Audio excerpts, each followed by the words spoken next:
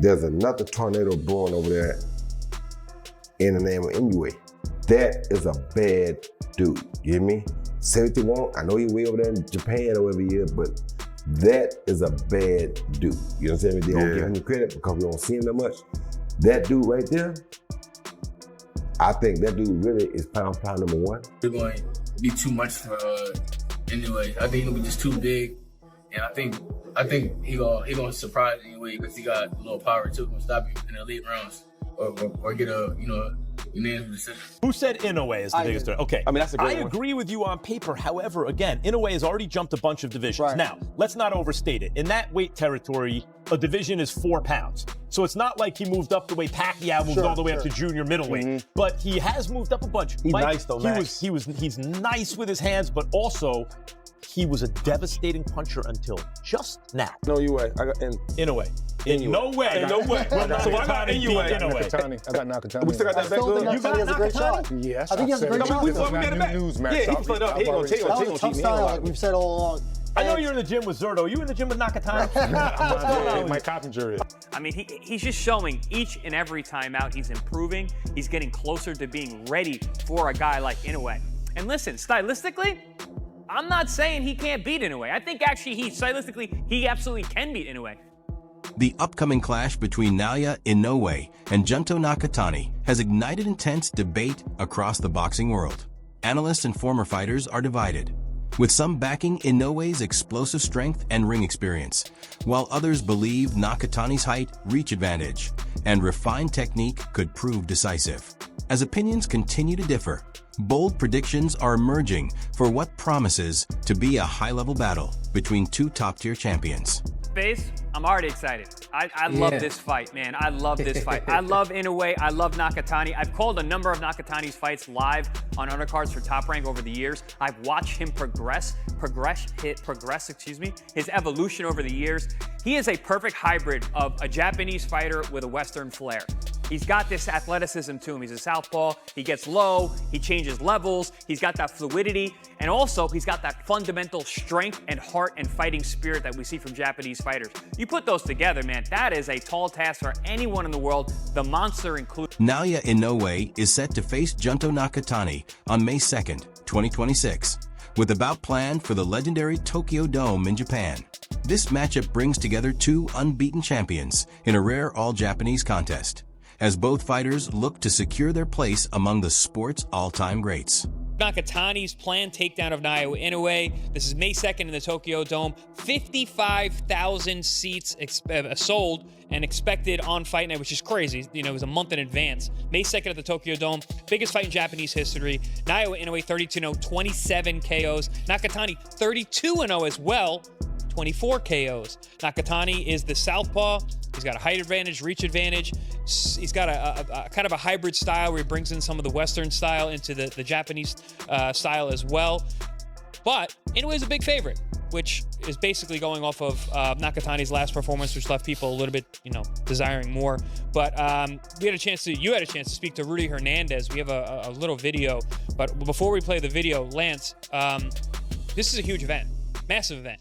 And regardless of how Nakatani didn't look spectacular in his last fight, there's some reasons for that. Nonito Donaire, a former multi-division world champion, has described Naoya Inoue as the most formidable opponent of his career. He highlighted Inoue's sharp accuracy, powerful punching, and constant forward pressure, noting that their encounters pushed him to his limits and underscored Inoue's status at the highest level of the sport. I think the best guy that I faced, maybe perhaps I was younger, it might be a different story, but at the moment of who I am in this time, I would say Inoue is the toughest that I've faced, or the strongest that I've faced. Inoue is probably or potentially the best fighter that you've faced in your career. What is it about him that gives you that distinction? I think it's like facing the younger me.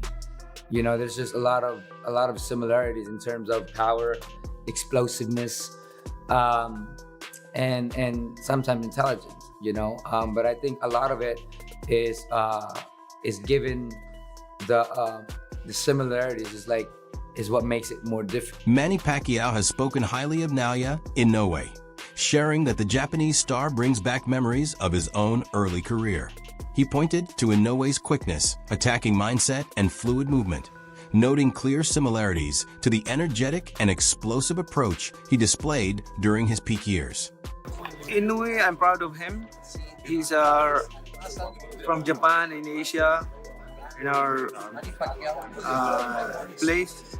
So his style is like when I was young, like 15, like when I was 115, 122, 115. Inoue is he can fight in different division. If you want my advice on how to do what to do, I can give him advice. You can get him to 8 divisions. I don't know. 8 division is hard to accomplish. Gervonta Davis, a prominent figure in the sport, has repeatedly shown respect for Naoya Inoue. He has recognized that stepping into the ring with Inoue would be an extremely difficult task, pointing out the fighter's natural instinct for analyzing opponents and making immediate tactical adjustments during a bout. I like, what's the guy from Japan? Inoue? Yeah. Do you foresee potentially at some day you guys meeting together, maybe at a catch weight, or maybe if he keeps going up in weight? Probably. Yeah. That would be like a fun fight. Crazy. Yeah, that would be a fun fight. Now that would be technical. That fight right there, like me and him. But I think I'd be too big for him. Probably, yeah. I'd be too big for him. Yeah. But that fight will be like It's like a dream fight. yeah, facts. Ryan Garcia has predicted that Naoya Inoue will come out on top against Junto Nakatani, viewing him as a future champion across several weight classes. Similar to Gervonta Davis, Garcia has also shown interest in facing him down the line, pointing to Inoue's ability, punching strength, and growing dominance as qualities that could elevate him to legendary status in multiple divisions. Inoue can become a multiple weight world champion. So I'm thinking, what if one day we fight 140? I'm talking about future, and we do it in Japan. It'll be huge. Mark my words. If it somehow plays out that way, I think that fight will be one of the biggest pay-per-views of all time. Remember, I just said that. Mike Tyson has spoken highly of Naoya Inoue, identifying him as one of the most dynamic and talented fighters competing in today's boxing scene. Do you think the winner, did you see the monster in the ring? Do you think he's the best pound for pound, or the winner of this fight is the best fighter? Japanese fighter, the best fighter. Mike, they've said, I'm nobody, but I think he's the best fighter. Mike, the idea's been thrown out there for him to move up to 130 fights to fight Gervonta Davis down the line. Could you see that fight happening? Yeah, listen, shit, how much you want to move? It's 122 now, right? He's 122, he'd be going to 135. They fight 132, something like that. Carl Frock, a former super middleweight world champion who now works as a boxing analyst, has spoken highly of Naoya Inoue, calling him one of the most well-rounded fighters in today's sport. He pointed to Inoue's achievements as a 4-division world champion and a 2-division undisputed title holder, noting that at his peak, he appears extremely difficult to beat. The monster is a 4-weight world champion. He's actually a 2-weight undisputed world champion. And is he unbeatable? Well, he looks unbeatable. And the fight ended at the start of round 7. Listen, Inoue is sharp, he's compact, he's got a nice tight defense, he blocks shots with his gloves, but he also got quick reflex slips, he slips back, he's on his toes. He's on his toes a lot when he's in range, but he walks in kind of flat-footed. He puts pressure on with his feet, walks in with that tight defense, and he looks solid. But I think with his speed and his counterpunch, his accuracy, and the fact that he's punching hard body and head and looking to counter most shots that come at him, he's just such a good fighter. I mean, he doesn't really put a foot wrong. He gets clipped with the odd shot. I've seen him on the floor once before. He climbed up to win in emphatic. Jason Maloney, a former WBO champion, has shared his view on the matchup between Naoya Inoue and Junto Nakatani, offering a firm prediction. The Australian fighter stated that Inoue is likely to secure a comfortable victory, pointing to his power, precise timing, and extensive experience at the highest level. He added that Inoue's overall skill set could prove overwhelming for Nakatani across the duration of the fight. The 26 has some big fights, obviously, for you getting back to a world champion and whatnot, but you've been in there with Naoya Inoue, your brother's been in there with Nakatani. Inoue versus Nakatani 2026. If there's two blokes that could speak on that fight, it's you two. Who wins that, and do you see that fight even going ahead next year? Yeah, I think it does. I think it will go ahead because there's such big demand for it. Everyone's talking about it, everyone wants to see it, and it's a cracking matchup. I think Inoue wins, but Nakatani's the guy that presents a real awkward style. He's long cleavers, southpaw. It's a tough style to deal with, and everyone wants to see how Inoue goes. But I expect Inoue to win the fight, but it's a crack. Floyd Mayweather Jr. has spoken positively about Naoya Inoue, describing him as an exceptional talent and encouraging him to showcase his abilities in the United States.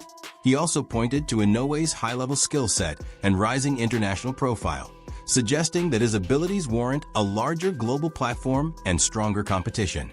Kid from Japan, Inoue. So when you see, he got the victory over Cool Boy Steph. Cool, not a heavy puncher, good boxer, but far as, Inoue, it was a Filipino fighter he had fought twice, Donaire. So Donaire was giving him fits in the first fight. And if I'm not mistaken, Donaire was somewhere close to 40 or 40 years old when he fought him the first time. Whereas he was in his 20s. So he should have knocked him out in the first fight, fighting a guy, like I said before, at that age. What I need Inoue to do is, I need him to come fight in the US, random blood and urine testing. I think he's a hell of a fighter. A hell of a fighter. I won't take nothing away from him. Hell of a fighter. And I like him because I see he take a lot of my stuff from my plate. However, the quickness of Junto Nakatani is being pointed out as one of his biggest advantages, especially with his left-handed stance, posing a complicated test for Naoya Inoue. The approach would rely heavily on reaction and precise timing to counter Inoue's offense as it unfolds. Even so, there remains clear recognition of Inoue's exceptional all-around ability and high-level boxing skill. He's spoken positively about Junto Nakatani, pointing to his height, reach, southpaw stance, and adaptable fighting style as key traits. He believes these combined physical and technical strengths make Nakatani a particularly difficult opponent for Naoya Inoue compared to others in the same division. In his fight analysis, Atlas has also noted Nakatani's skill in managing range and switching between long-distance boxing and close exchanges, suggesting that this ability could create serious challenges for the monster. Anyone could upset the apple cart, I think it would be Nakatani.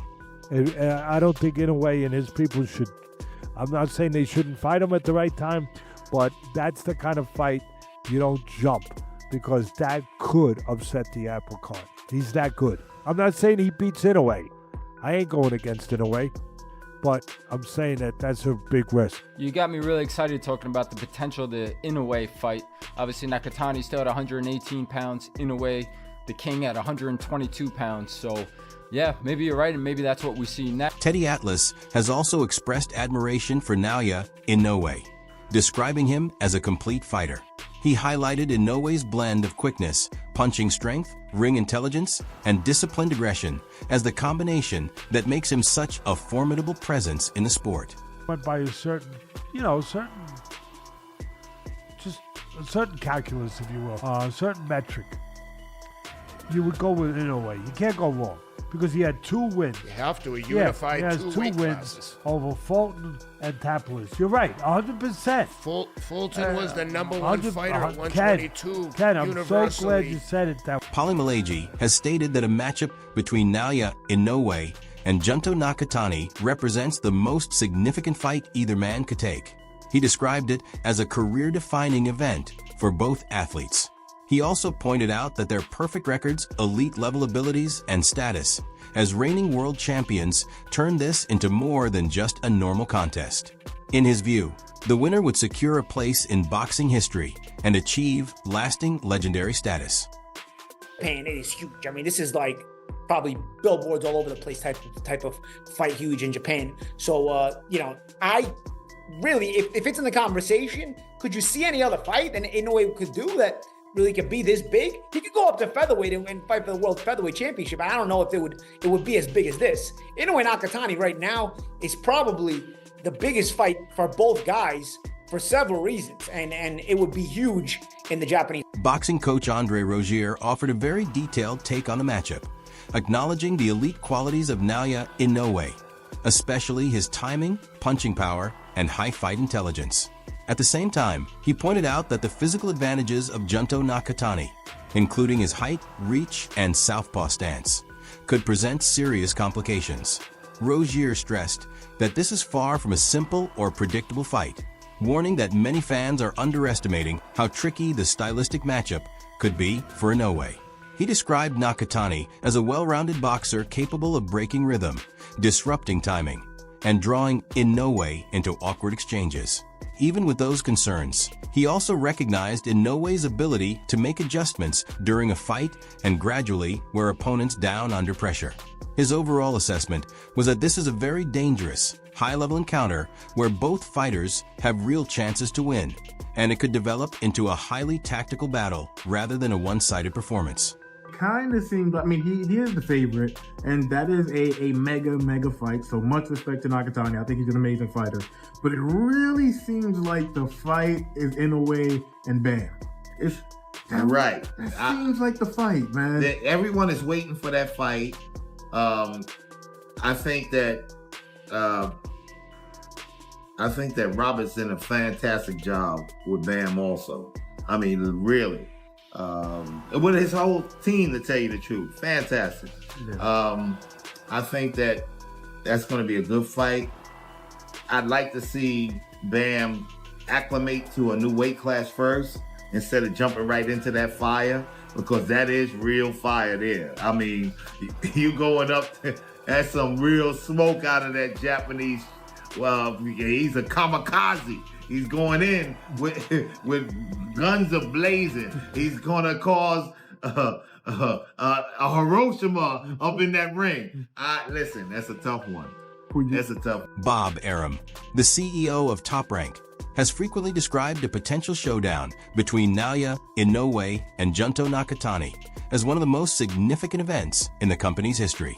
He views the matchup as not only a major all-Japanese super fight, but also a global attraction, given that both men are undefeated champions and widely regarded among the top pound-for-pound fighters. Arum has also noted that many observers see Nakatani as one of the rare competitors with the skill set to truly challenge Inoue, which adds even more weight to the contest. In his assessment, this fight would represent the highest level of modern Japanese boxing and could potentially become the biggest event ever hosted in the nation's boxing scene, with both fighters under the Top Rank banner. He has also stressed that detailed planning is in progress to turn the event into a major worldwide spectacle. The one thing I will tell you without any question, that when Nakatani and Inoue fight, it will be in Japan. And then if there's a rematch, I would be honored to do it in the United States, but all we are talking about is the fight itself, the first fight. And that belongs to Japan, not the United States, not Saudi Arabia, Japan. Bob Arum has repeatedly spoken very highly of Naoya Inoue, at times drawing comparisons between him and Manny Pacquiao. In one discussion, he even suggested that Inoue could potentially surpass Pacquiao in global recognition, pointing to his unbeaten record, disciplined approach, and dominance across several weight classes.